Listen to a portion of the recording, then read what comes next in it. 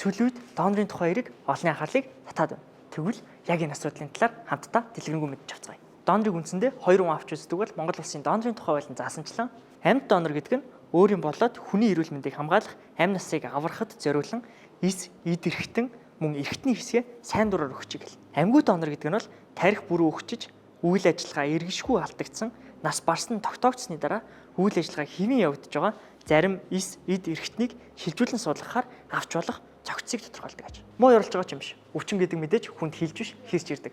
Бидний айл нь ч өвчтний оронд очих боломжтой. Юу гэсэн үг вэ гэхээр бидний бие модож өөр хэн нэгний эд эрхтний хэсгийг авч ашиглах тохиолдол гарч болно.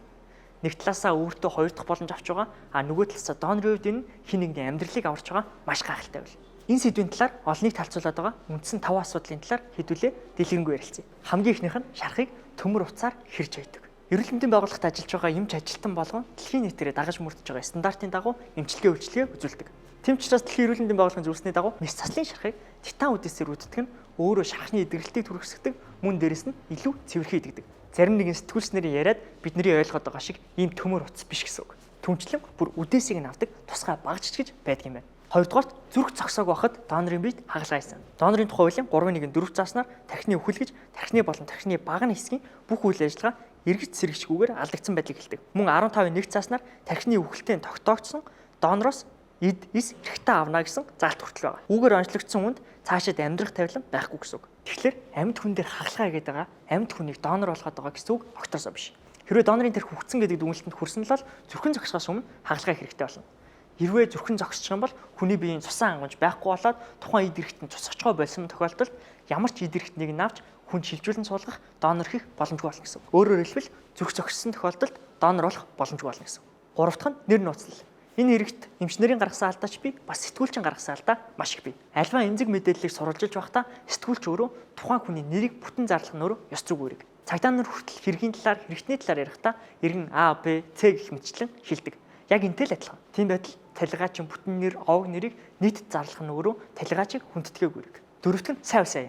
Мэдээж өнчирч цоцорсон хүүхдүүдэд иргэдэд хандив цуглуулан байр авч өгсөн сайхан хэрэг. Асар олон байгууллагууд, хандивлсан хувь хүмүүс энэ зүйл дээр магадгүй баяртай байгаа. Гэхдээ энд байгаа нэг зүйл нь энэ хэрэгтэрч бас өмнөх малын улгаатай холбоотой хэрэгтэрчсэндээ давтагдсан хүүхдийн царайг ямар ч халахалсан, бүрсэлэгсэн, блур хийсэн юм байхгүйгээр нийтэд илэрхийлэх. Энэ нөр ирээдүйд тухайн хүүхдүүдийн амьдралд, тухайн хүүхдүүдийн сэтгэл зүйд яг ямар нөлөө үзүүлэхийг бид нар таашгүй. Нэг удаа, хоёр удаа, гурван удаа ингэж өнгөрөх магадгүй нэг хүүхэд байртай болж болох ч гэсэндээ эргээгээд яг энэ зүйлийн сэтгүүлчдэд, бус сэтгүүлчдэд өгж байгаа магадгүй бусад хүмүүст үзүүлж байгаа нөлөөлөл гэдэг бол өөрөө аюултай. Юу гэсэн үг вэ гэхээр хэний ч төрсөн эрхийг хүндэтгэхгүй, хэний ч царайг хүснээр ялангуяа хүүхдүүдийн царайг хүснээрээ дэлгэнэ гэдэг бол аимшигтай. Гэтэл Түмний Баатар алдартай сэтгүүлч маань хүүхдчдэр тэр хүүхдчдэр яг адилхан нэр төр, яг адилхан хүний эрхэм чанартай. Тав дахь нь мэдээлэл дутуу гэсэн явдал. Эмчнэрийн гаргасан алдаа нь хүлээлтийн менежментийг сайн агаагүй. Жишээ нь зөвшөөрлийн утсан дээр элэг бүр шүрмэс гэсэн эрхтнүүдийг аавна гэсэн байсан. Гэхдээ шүрмсийг авахтаа гарнаас авах юм уу, хөлнөөс авах юм уу, мөн дээрс нь ингэж авахтаа аль ястаа хамт авах юм бэ гэдэг мэдээллийг бүрэн өгөөгүй гэсэн үг. Эцэст нь гэж хэлэхэд бусдын амийг аврахаар сэтгэл шулуурсан байсан донорууд маань энэхүү тараасан буруу ойлголтоослоод шийдвэр өөрчлөх үү. Нөгөө талаасаа өвчнөдөө шаналж донор хайжсэн хүмүүс итгэл найдвар зөвхөн энэ тараасан буруу мэдээллээслоод алдагдахгүй гэсэндээ имжлэг хийлээ. Үзэгчд маань ч гэсэндээ нэг зүйлийг ойлгох хэрэгтэй.